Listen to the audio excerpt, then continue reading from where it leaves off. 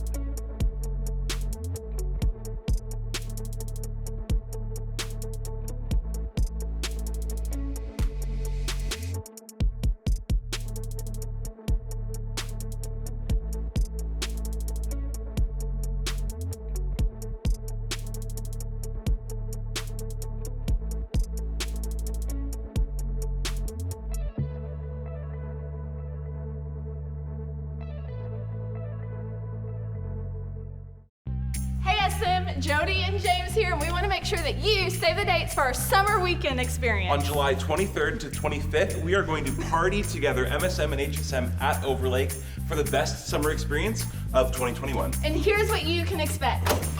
We will be having tons of fun and making loads of memories here at the building and all around town. We're going to have games, prizes, and tons of giveaways. Rumor has it we're even bringing back some old favorites. And we're getting the band back together, and we are going to have live worship at all 4 of our sessions. We are going to create the best small group experience, both inside a group and in free time. And what's camp without amazing food? And these will be some of our best meals yet because you will be picking the menu.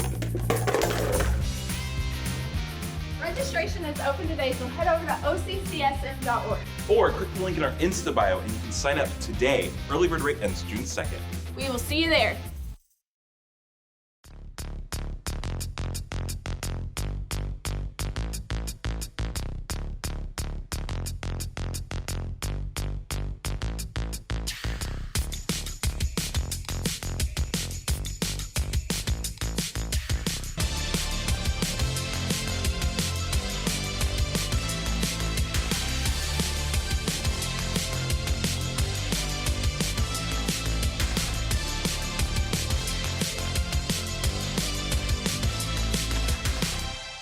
I'm so glad to be part of a place where we can talk about important things, and I have been looking forward to this series we are in called Do Something.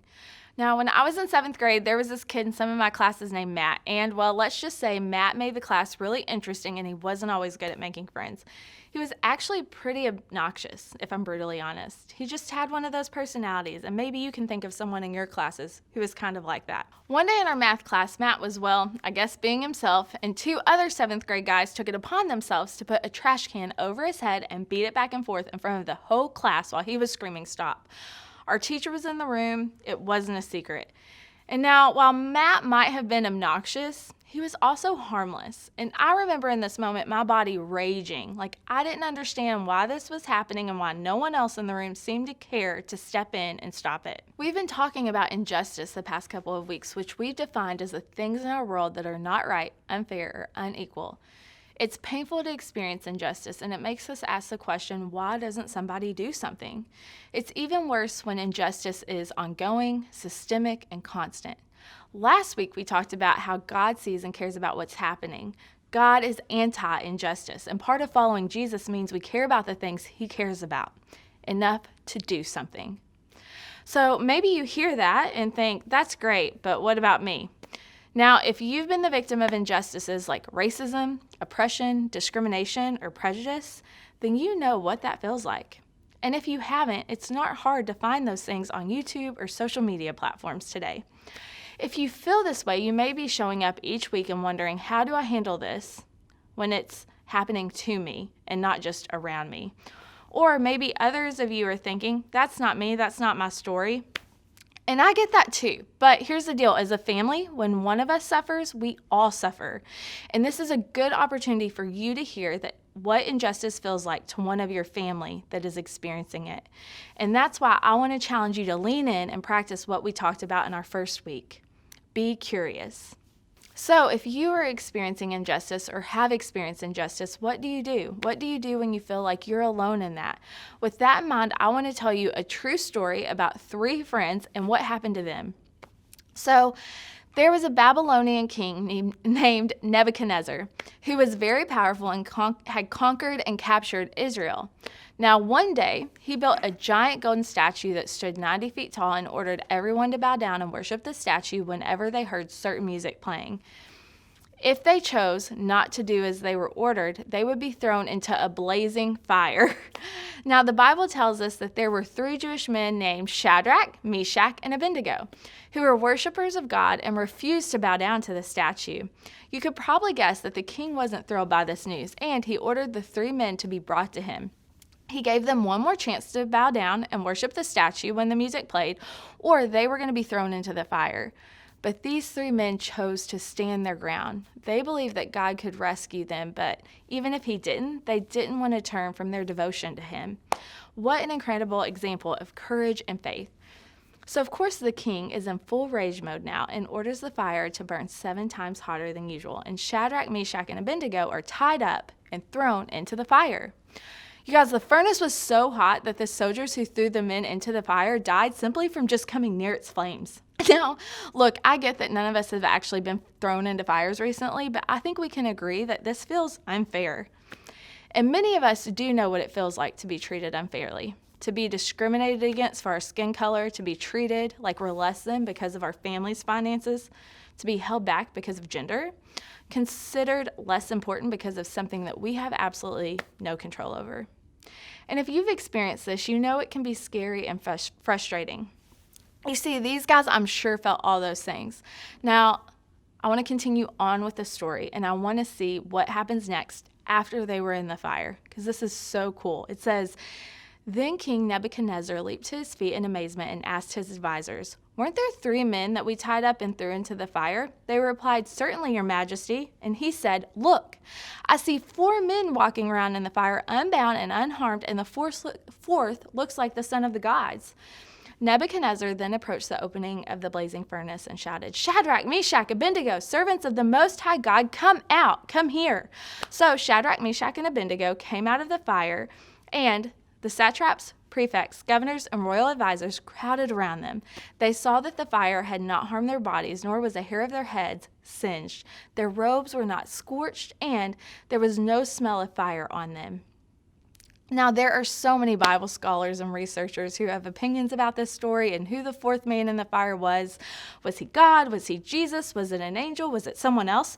I don't know the exact answer, but one thing is clear is that in this moment of extreme injustice, they were not alone. God did not abandon them or leave them to suffer on their own.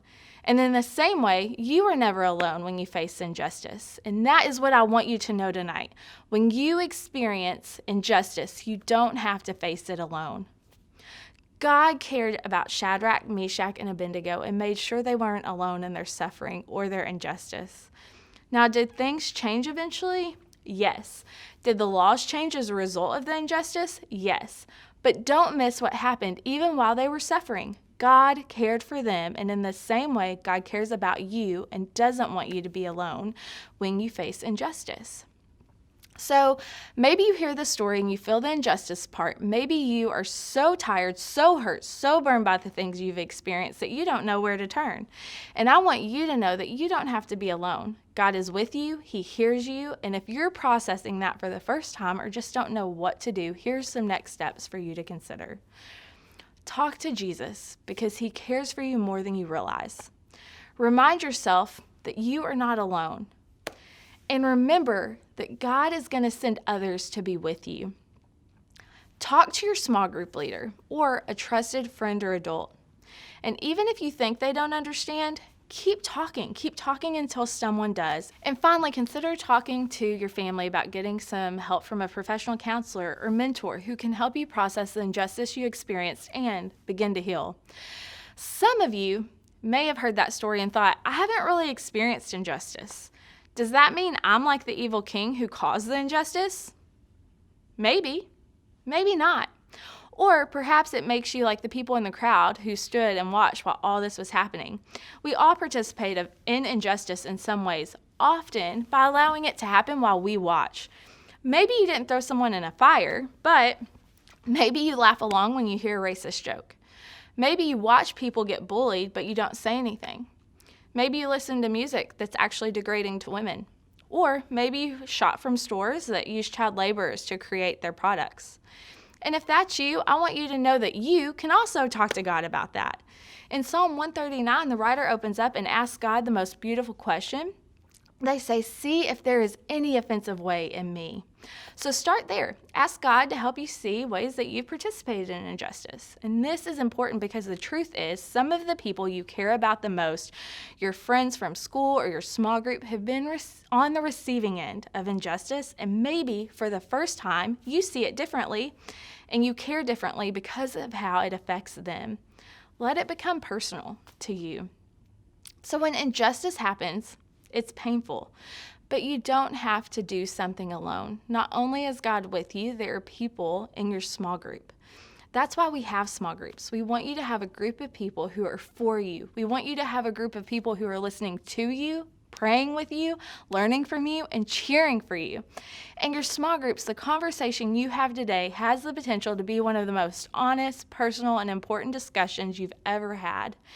If you have experienced injustice, think about how you can let the group know that you need support. And if you haven't experienced injustice, think about how you can listen and genuinely care for someone in your group. I get for some of us, this might sound like a lot right now, and even if you don't talk to your whole group tonight, I hope you'll at least talk to your leader.